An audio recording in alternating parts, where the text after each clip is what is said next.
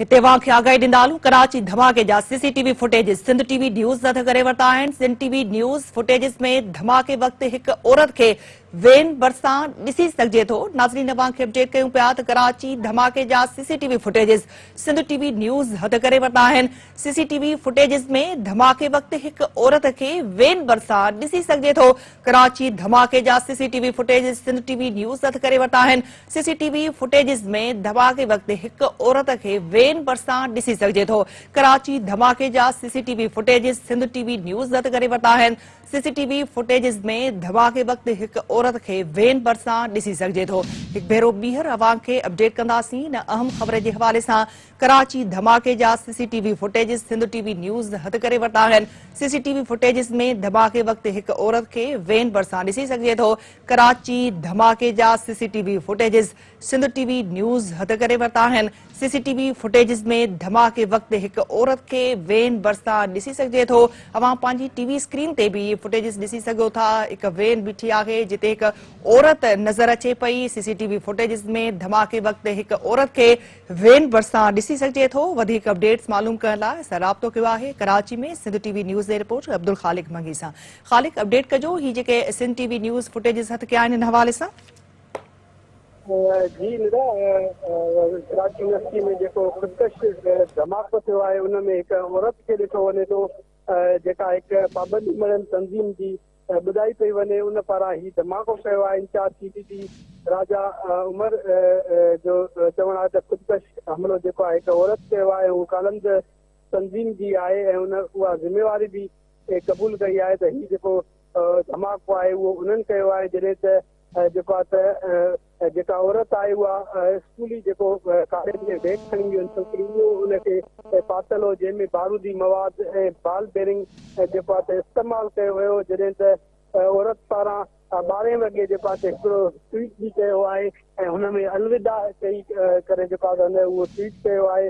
जंहिंखां पोइ जेको आहे त हू यूनिवर्सिटीअ में अंदरि दाख़िल थी विया ऐं हुन जेको आहे त हीउ जेको धमाको आहे उहो कयो जंहिंमें जेको आहे त 2 चीनी जेके औरतूं आहिनि उहे थॾे ते मारिजी वियूं। हिकु चीनी जेको मर्द आहे उहो बि थॾे ते मारिजी वियो। जॾहिं त मां इहो ॿुधाईंदो आहियां त हिकु रेंजर्स एहलकार बि ज़ख़्मी आहे छाकाणि त चीनी खे जेका आहे रेंजर्स जी सिक्योरिटी फराहम हुई। 2 रेंजर्स जा जेके एहलकार आहिनि उहे वेन जे पोयां अची रहिया उन्हनि सां गॾु सिक्योरिटी में विया त हुन में हिकु जेको आहे त रेंजर्स एहलकार बि जेको आहे त ज़ख़्मी ॿुधायो पियो वञे। जॾहिं त मां ॿुधाईंदो वञा त यूनिवर्सिटी में हू चेकिंग नथा करे सघनि छाकाणि त हिते जेको आहे त हज़ारे जेको आहे शागिर्द ईंदा आहिनि ऐं हर गेट ते जेको आहे त हर हिकु शागिर्द जो बेस चेक नामुमकिन आहे। ऐं हीउ जेको धमाको आहे इहो ईअं पेश आयो। हिकु औरत जेको आहे त नकाब पहिरें जेका चाइनीज़ ॿोली सेखारी वेंदी आहे जंहिं इंस्टीट्यूट में त हुनजी मेन गेट ते बीठल हुई ऐं जॾहिं वेन जेको आहे त गेट जे भरिसां आई त हुन पाण खे धमाके सां उॾाए छॾियो। हुन जे बेग में जेको आहे त धमाकेदार मवाद हो जंहिंखां पोइ जेको आहे त वेन मुकमिल तौरु जेको आहे त तबाह थी वई ऐं वेन खे असीं ॾिसी रहिया आहियूं त हुनजी छत में बि जेको आहे त जीअं गोलियुनि जा निशान हूंदा आहिनि अहिड़े तरीक़े सां सना हुन में जेको आहे त गोली टाइप जेके निशान बि नज़र अची रहिया आहिनि। ऐं वेन जेको आहे मुकमिल तौरु तबाह आहे। जॾहिं त रेंजर सरकार जी जेका सिक्योरिटी लाइ बाइक हुई हुननि जे पोयां उहा बाइक ते हिन वक़्तु असांखे मुकमिल तौरु तबाह नज़र अची रही आहे। जॾहिं त वाक़िए वारे हंधि हिन वक़्तु जेको आहे त जेको सिंध हुकूमत जो तर्जुमान आहे मथुरा वहाब उन सां गॾोगॾु एडिशनल IG कराची गुलाम नबी मेमन सूबाई वज़ीरनि जंहिंमें नासिर शाह शर्जील मेमन ऐं जेको आहे मुकेश चावला बि वाक़िए वारे हंधि पहुता। जॾहिं त CTV इंचार्ज बि हिते पहुतल आहे जिन जेको आहे त मुकमिल तौरु वेन जो बि मुआइनो कयो आहे ऐं जेका रिपोर्ट आहे उहा थोरी देरि में जेको आहे त पेश बि कई वेंदी। ऐं हिन वक़्तु जेको मां अव्हांखे ॿुधाईंदो रहां त यूनिवर्सिटीअ जे अंदरि पुलिस जी वॾी नफ़री उन सां गॾोगॾु रेंजर्स जी वॾी नफ़री वाक़िए वारे हंधि पहुतल आहे। जंहिं हंधि जेको धमाको थियो आहे उनखे मुकमिल तौरु सील कयो वियो आहे।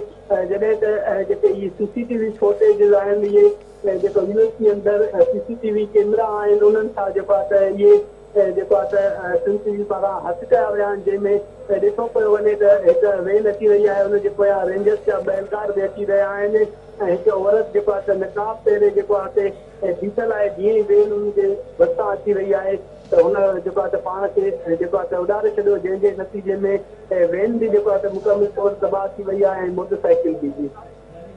अच्छा ख़ालिक, हिते इहो बि ॿुधाइजो त इन वाक़े जो केस दाख़िल कयो वियो आहे या न? इन वाक़े जो जी जी रिपोर्ट आहे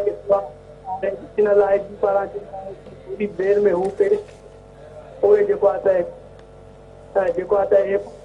ईंदी, छाकाणि त पहिरियां हुननि मुख़्तलिफ़ फंडनि सां इहा जांच कई त हीउ धमाको कहिड़ी नोय जो आहे। हिन वक़्तु हुनखे ख़बर पइजी वई त हीउ जेको धमाको आहे हिकु औरत पारां कयो वियो आहे ऐं थोरी देरि खां बाद जॾहिं हथमी रिपोर्ट ईंदी उन खां पोइ जेको आहे त हिन जी एफआईआर दाख़िल कई वेंदी। जॾहिं त मां इहो ॿुधाईंदो आहियां त जिते धमाको थियो आहे चाइनीज़ ॿोली जिते सेखारी वेंदी आहे उन इमारत जा जेके शीशा आहिनि उहे बि मुकमिल तौर भॼी पिया आहिनि। सॼी इमारत जा जेके शीशा आहिनि उहे भॼी पिया आहिनि। जॾहिं त जेके भरिसां वारियूं इमारतूं आहिनि उनखे बि नुक़सानु पहुतो आहे। जॾहिं त पुलिस जो हिकु चवणु आहे त हीउ जेको धमाको आहे इहो वॾी नोयत जो हुयो ऐं हिन वक़्तु बि जेको आहे त हू मुख़्तलिफ़ हंधनि खां जांच बि कनि पिया ऐं जेका औरत मेन गेट खां अंदरि आई आहे त उहा कीअं जेको आहे अंदरि पहुती उनजे हवाले सां बि पुलिस पारां मुख़्तलिफ़ जांच कई वञे, मुख़्तलिफ़ अच्छा ख़ालिक, राजा उमर ख़ताब जो इहो ई चवणु आहे त इहो धमाको जेको हुयो इहो आबखाती हुयो।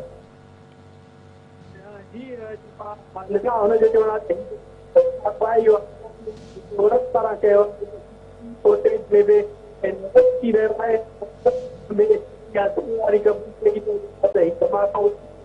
उन कयो आहे, छाकाणि पोस्ट आहिनि उहे बि जेको आहे थी वियूं आहिनि। उन ट्वीट कयो आहे जंहिंमें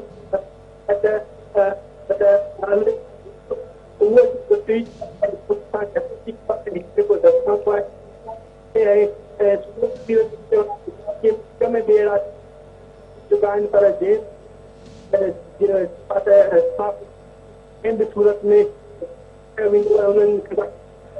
कानूनी कार्रवाई जे वाक़े जी जेका उहा बि थी सघे थो तंज़ीम जे मथां वञे वाक़े चुकी आहे। जॾहिं त साथी आहिनि उन करे रहिया आहिनि ऐं थी आहे छा गॾु ॿिया माण्हू दाख़िल थिया आहिनि जेको धमाको कयो आहे उहा पुलिस कई वञे थी। ठीकु आहे ख़ालिक, अपडेट करण लाइ वॾी महिरबानी।